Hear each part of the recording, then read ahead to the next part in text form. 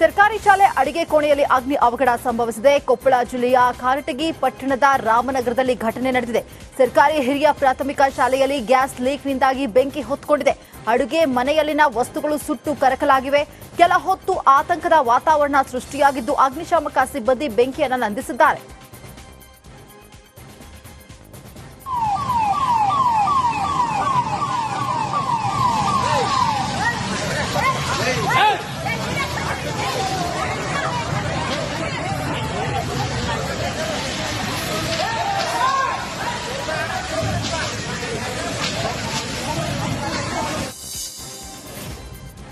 ರಾಜ್ಯ ಸರ್ಕಾರದ ವಿರುದ್ಧ ಮಾಜಿ ಸ್ಪೀಕರ್ ಕೆಜಿ ಬೋಪಯ್ಯ ವಾಗ್ದಾಳಿಯನ್ನು ನಡೆಸಿದ್ದಾರೆ. ಕೇಂದ್ರದ ಬಜೆಟ್ ಬಗ್ಗೆ ಸಿಎಂ ಟೀಕೆ ಮಾಡ್ತಾರೆ. ಆದರೆ ಇವರು ಏನ್ ಮಾಡುತ್ತಿದ್ದಾರೆ? ರಾಜ್ಯ ಸರ್ಕಾರ ಸಂಪೂರ್ಣ ನಿಷ್ಕ್ರಿಯವಾಗಿದೆ. ಗೃಹ ಸಚಿವರಿಗೆ ಯಾವುದೇ ರೀತಿಯಾದಂತಹ ಮಾಹಿತಿ ಇರಲ್ಲ. ಅಪರಾಧವಾದಾಗ ಮೊದಲೇ ಗೃಹ ಸಚಿವರಿಗೆ ತಿಳಿಸಿ ಹೋಗ್ತಾರಾ? ಏನ್ ಕೇಳಿದ್ರು ಮಾಹಿತಿ ಇಲ್ಲ ಅಂತಾರೆ ಅಂತ ಹೇಳಿ ಕಿಡಿಕಾರಿದ್ರು. ಇನ್ನು ಗೃಹ ಸಚಿವರಿಗಿಂತ ಮೊದಲೇ ಸಿಎಂ ಡಿಸಿಎಂ ಮಾತನಾಡ್ತಾ ಇರ್ತಾರೆ. ಒಬ್ಬೊಬ್ಬರು ಒಂದೊಂದು ರೀತಿ ಮಾತನಾಡ್ತಾರೆ ಅಂತ ಹೇಳಿ ಕೆಜಿ ಬೋಪಯ್ಯ ವಾಗ್ದಾಳಿಯನ್ನು ನಡೆಸಿದ್ರು. ಹಾಗೂ ಕೊಡಗು ಪ್ಯಾಕೇಜ್ ಅಂದರೆ ರಸ್ತೆಗಳ ಅಭಿವೃದ್ಧಿಗೆ ಒಂದು ವಿಶೇಷ ಅನುದಾನ 100 crores ಹತ್ರ ಕೊಡ್ತಿದ್ದೋ ನಾವು. ಅದೇನು ಸುಮ್ಮನೆ ಕೊಟ್ಟಿಲ್ಲ. ಇವತ್ತು ನಂಜುಂಡಪ್ಪ ಆಯೋಗ ವರದಿ ಹಿಂದುಳಿದ ಜಿಲ್ಲೆಗಳು, ಅತಿ ಹಿಂದುಳಿದ ಜಿಲ್ಲೆಗಳು ಅದೆಲ್ಲವನ್ನು ಗುರುತು ಮಾಡಿದ್ದಾರೆ. ಅದರಲ್ಲಿ ಕೊಡಗು ಜಿಲ್ಲೆಯನ್ನು ಮೆನ್ಷನ್ ಮಾಡಿದ್ದಾರೆ. ಕೊಡಗು ಜಿಲ್ಲೆಯಲ್ಲಿ ವಿಪರೀತ ಮಳೆಗಳು ಆಗುತ್ತಿರುವುದರಿಂದ ರಸ್ತೆಗಳು ತುಂಬ ಹಾಳಾಗ್ತವೆ.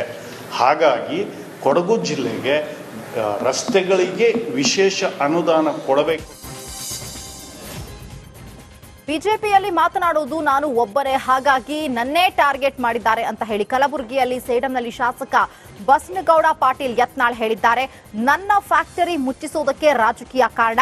ಬಿಜೆಪಿಯ ಬೇರೆ ಬೇರೆ ನಾಯಕರು ಮಾಮೂಲಿ ಕೊಡ್ತಾರೆ, ಹಾಗಾಗಿ ಅವರದ್ದು ಬಂದ್ ಆಗಲ್ಲ. ಈಶ್ವರ್ ಖಂಡ್ರೆ ಸ್ಟಾರ್ಟ್ ಮಾಡೋದಕ್ಕೆ ಬಿಡ್ತಾ ಇಲ್ಲ ಅಂತ ಹೇಳಿ ಸಿದ್ದರಾಮಯ್ಯನೇ ಹೇಳಿದ್ದಾರೆ. ಮುಂದಿನ ದಿನಗಳಲ್ಲಿ ಇನ್ಸ್ಪೆಕ್ಷನ್ ಟೀಮ್ ಬಂದು ಪರಿಶೀಲನೆ ಮಾಡಿ ಹೋಗುತ್ತೆ ಅಂತ ಹೇಳಿ ಯತ್ನಾಳ್ ಹೇಳಿದ್ರು.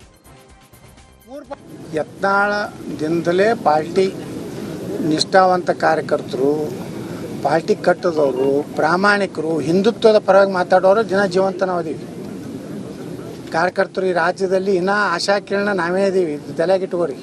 ಇವ ಯಾವ ದೇವ್ರಿಗೆ ಒಳ್ಳೇದು ಮಾಡಲಿ ಅಂದ್ರೆ ದೇವ್ರಿಗೆ ನಿನಗೆ ಒಳ್ಳೇದು ಮಾಡಲಿ. ಎಲ್ಲೆಲ್ಲಿ ವಿದೇಶನಾಗ ಆಸ್ತಿ ಮಾಡಿಲ್ಲ ಅದನ್ನು ರಾಜ್ಯದ ಜನರಿಗೆ ದಾನ ಕೊಡು ಗಮನಿಸಲೇ ಅಂತೇಳಿ ನಾವು ಮಾಡ್ಲಾಕತ್ತಿದ್ರಿ. ಸುಮ್ಮ ಕೂತ್ರ ಪಾರ್ಟಿ ಶಿಸ್ತು ಅಂತ ಕೂತ್ರ ಕುಂಡ್ರ ಮಕ್ಕಳೇ ನಾವು ಹಿಂಗೆ ಮಾಡ್ಕೊತ ಹೋಗ್ತಿರ್ತಾರೆ. ತೆರೆ ಇಳಿಲಿಕ್ಕೆ ಬೇಕಲ್ಲ. 3 ಪಾಯಿಂಟ್ಗಳಿಗೆ ಹೋದಾಗ ಯಾರು ಪಾಸ್ ಆಗ್ತಾರೋ ಅವ್ನು ಮಾಡ್ಬೇಕತ್ತೀವಿ. 3 ಪಾಯಿಂಟ್ನಾಗ ಪಾಸ್ ಆದವ ನೀವು ಮಾಡ್ತೀನಂದ್ರೆ ಇನ್ನು ಮ್ಯಾಗ ಕುಟುಂಬ ಸಾಹೇಬಕ್ಕೆ ಮಾತಾಡಬೇಡ್ರಪ್ಪ. ಕಣ್ವ ಜಲಾಶಯದಲ್ಲಿ ವಾಟರ್ ಬೈಕ್ ರೈಡ್ ವೇಳೆ ಅಚಾತುರ್ಯವಾಗಿದೆ. ಡಿಕೆ ಸುರೇಶ್ ಹಾಗೂ ಸಿಪಿ ಯೋಗೇಶ್ವರ್ ನೀರಿಗೆ ಬೀಳ್ತಿರುವಂತಹ ದೃಶ್ಯ ಎಲ್ಲೆಡೆ ಹರಿದಾಡ್ತಾ ಇದೆ. ಫೆಬ್ರವರಿ 2ರಂದು ವಾಟರ್ ಬೈಕ್ ರೈಡ್ ವೇಳೆ ಅಚಾತುರ್ಯ ಆಗಿತ್ತು.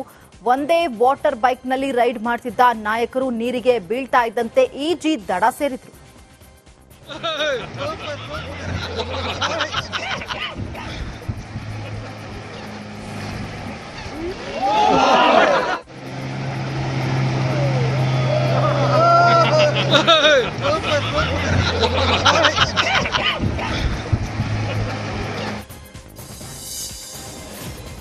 ಸಿದ್ದರಾಮಯ್ಯ 5 ವರ್ಷ ಸಿಎಂ ಆಗಿ ಇರ್ತಾರಾ ಎಂಬ ವಿಚಾರಕ್ಕೆ ಆರ್.ವಿ. ದೇಶಪಾಂಡೆ ಪ್ರತಿಕ್ರಿಯೆಯನ್ನು ನೀಡಿದ್ದಾರೆ. ಸಿದ್ದರಾಮಯ್ಯರನ್ನ ಆಯ್ಕೆ ಮಾಡುವಾಗ 1 ವರ್ಷ, 2 ವರ್ಷ, 3 ವರ್ಷ ಅಂತ ಆಯ್ಕೆ ಮಾಡಲಿಲ್ಲ ಅಲ್ವಾ ಅಂತ ಹೇಳಿದ್ರು. ಎಲ್ಲರ ಸಹಮತ ಇದೆ, ಯಾರದೋ ವಿರೋಧವಿಲ್ಲ, ಅವರೇ ಸಿಎಂ ಆಗಿ ಮುಂದುವರಿತಾರೆ ಅಂತ ಹೇಳಿ ಆರ್.ವಿ. ದೇಶಪಾಂಡೆ ಹೇಳಿದರು. ವಿಶ್ವದ ಪ್ರಥಮ ಆಧುನಿಕ ಸೌಲಭ್ಯಗಳನ್ನು ಒಳಗೊಂಡ ದಂತ ಚಿಕಿತ್ಸಾ ಕೇಂದ್ರ ಡೆಂಟಲ್ ಇಂಪ್ಲಾಂಟ್ ಚೈನ್ ಆಸ್ಪತ್ರೆ ಉದ್ಘಾಟನೆಯಾಗಿದೆ. ತುಮಕೂರಿನ ಶ್ರೀ ಸಿದ್ಧಗಂಗಾ ಮಠದ ಶ್ರೀ ಸಿದ್ಧಲಿಂಗ ಮಹಾಸ್ವಾಮೀಜಿ ಹಾಗೂ ವಿಭೂತಿ ಮಠದ ಶ್ರೀ ಮಹಾಂತ ಲಿಂಗ ಶಿವಾಚಾರ್ಯ ಸ್ವಾಮೀಜಿ ಅವರ ದಿವ್ಯ ಸಾನ್ನಿಧ್ಯದಲ್ಲಿ ರಾಜರಾಜೇಶ್ವರಿ ನಗರದಲ್ಲಿ ಆಸ್ಪತ್ರೆ ಉದ್ಘಾಟಿಸಲಾಯಿತು. ಸಿಇಒ ಡಾಕ್ಟರ್ ನಿರಂಜನ್ ಶೆಟ್ಟಿ ಉಪಸ್ಥಿತಿಯಲ್ಲಿ ಉದ್ಘಾಟಿಸಲಾಯಿತು. ಗುತ್ತಿಗೆದಾರರು ಸಾರ್ವಜನಿಕರಿಂದ ದೂರು ಬಂದ ಹಿನ್ನೆಲೆಯಲ್ಲಿ ಮಂಡ್ಯ ಪಿಡಬ್ಲ್ಯೂಡಿ ಕಚೇರಿ ಮೇಲೆ ಲೋಕಾಯುಕ್ತ ಅಧಿಕಾರಿಗಳು ದಾಳಿಯನ್ನು ನಡೆಸಿದ್ದಾರೆ. ಮಂಡ್ಯದ ಸಂಜಯ್ ವೃತ್ತದ ಸಮೀಪವಿರುವ ಪಿಡಬ್ಲ್ಯೂಡಿ ಕಚೇರಿ ಮೇಲೆ ಲೋಕಾಯುಕ್ತ ಎಸ್ಪಿ ಸುರೇಶ್ ಬಾಬು ನೇತೃತ್ವದಲ್ಲಿ ದಾಳಿ ನಡೆದಿದೆ. ನಿಯಮಾನುಸಾರವಾಗಿ ಗುತ್ತಿಗೆದಾರನಿಗೆ ಬಿಲ್ ಕ್ಲಿಯರ್ ಆಗದೆ ನಿಯಮ ಉಲ್ಲಂಘಿಸಿ ಗುತ್ತಿಗೆ ನೀಡಿರುವ ಆರೋಪದ ಹಿನ್ನೆಲೆಯಲ್ಲಿ ದಾಳಿ ನಡೆಸಲಾಗಿದೆ. ಸುಮಾರು 3 ದಶಕಗಳ ಬಳಿಕ ಮಂಗಳೂರು ಕಡಲ ಕಿನಾರೆಗೆ ಕಡಲಾಮೆಗಳು ಬಂದಿವೆ. ಮಂಗಳೂರು ಹೊರವಲಯದ ಸಸಿಹಿತ್ಲು ಬೀಚ್ಗೆ ಕಡಲಾಮೆ ಒಲಿವ್ ರಿಡ್ಲೆ ಬಂದು ಮೊಟ್ಟೆಯನ್ನ ಇಟ್ಟಿದೆ. ಮೊಟ್ಟೆ ಇಡುತ್ತಿರುವಂತಹ ಕಡಲಾಮೆಯ ದೃಶ್ಯ ಕ್ಯಾಮೆರಾದಲ್ಲಿ ಸೆರೆಯಾಗಿದೆ. ಮೊಟ್ಟೆಗಳ ಸಂರಕ್ಷಣೆಗೆ ಸ್ಥಳೀಯ ಮೀನುಗಾರರು ವಿಶೇಷವಾಗಿ ನಿಗಾವನ್ನು ವಹಿಸಿದ್ದಾರೆ. 3 ದಶಕಗಳ ಬಳಿಕ ಮೊಟ್ಟೆ ಇಡುತ್ತಿರುವ ಮಂಗಳೂರಿನ ಸಸಿಹಿತ್ಲು ಕಡಲ ಕಿನಾರೆಗೆ ಆಮೆಗಳು ಬಂದಿರುವಂಥದ್ದು.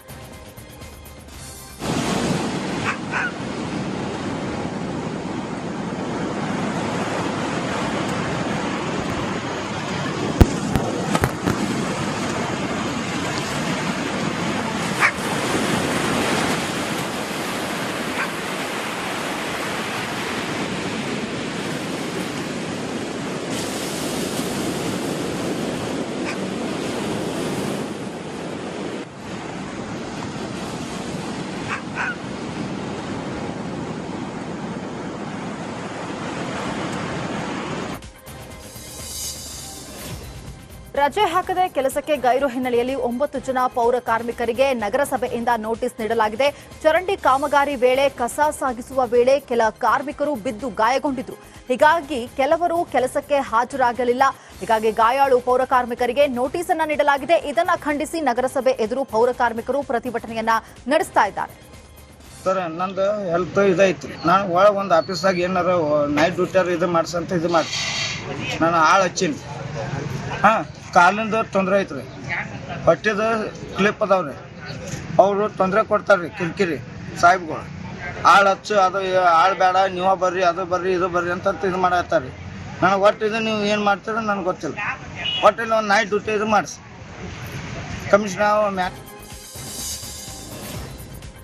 ಟೊಮೆಟೊ ಬೆಳೆಗೆ ಕಿಡಿಗೇಡಿಗಳು ಕೀಟನಾಶಕ ಸಿಂಪಡಿಸಿದ್ರಿಂದ 1 ಎಕರೆ ಪ್ರದೇಶದಲ್ಲಿ ಬೆಳೆದಿದ್ದಂತಹ ಟೊಮೆಟೊ ಬೆಳೆ ಸಂಪೂರ್ಣವಾಗಿ ನಾಶವಾಗಿರುವಂತಹ ಘಟನೆ ಮಂಡ್ಯ ಜಿಲ್ಲೆ ಕೆಆರ್ಪೇಟೆ ತಾಲೂಕಿನ ಮೊಸಳೆ ಕೊಪ್ಪಲಿನಲ್ಲಿ ನಡೆದಿದೆ. ಗ್ರಾಮದ ಸಂತೋಷ್ ಎಂಬ ರೈತ ಜಮೀನಿನಲ್ಲಿ ಟೊಮೆಟೊವನ್ನ ಬೆಳೆದಿದ್ರು.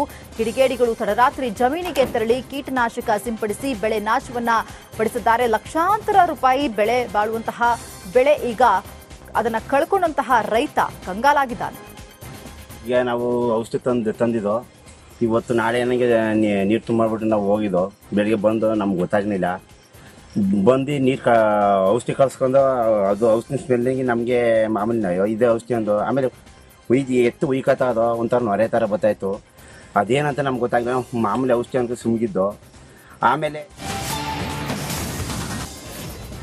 ಗುತ್ತಿಗೆದಾರರು ಸಾರ್ವಜನಿಕರಿಂದ ದೂರು ಬಂದ ಹಿನ್ನೆಲೆಯಲ್ಲಿ ಮಂಡ್ಯ ಪಿಡಬ್ಲ್ಯೂಡಿ ಕಚೇರಿ ಮೇಲೆ ಲೋಕಾಯುಕ್ತ ಅಧಿಕಾರಿಗಳು ದಾಳಿಯನ್ನು ನಡೆಸಿದ್ದಾರೆ. ಮಂಡ್ಯದ ಸಂಜಯ್ ವೃತ್ತದ ಸಮೀಪವಿರುವ ಪಿಡಬ್ಲ್ಯೂಡಿ ಕಚೇರಿ ಮೇಲೆ ಲೋಕಾಯುಕ್ತ ಎಸ್ಪಿ ಸುರೇಶ್ ಬಾಬು ನೇತೃತ್ವದಲ್ಲಿ ದಾಳಿ ನಡೆದಿದೆ. ನಿಯಮಾನುಸಾರವಾಗಿ ಗುತ್ತಿಗೆದಾರನಿಗೆ ಬಿಲ್ ಕ್ಲಿಯರ್ ಆಗದೆ ನಿಯಮ ಉಲ್ಲಂಘಿಸಿ ಗುತ್ತಿಗೆ ನೀಡಿರುವ ಆರೋಪದ ಹಿನ್ನೆಲೆಯಲ್ಲಿ ದಾಳಿ ನಡೆಸಲಾಗಿದೆ.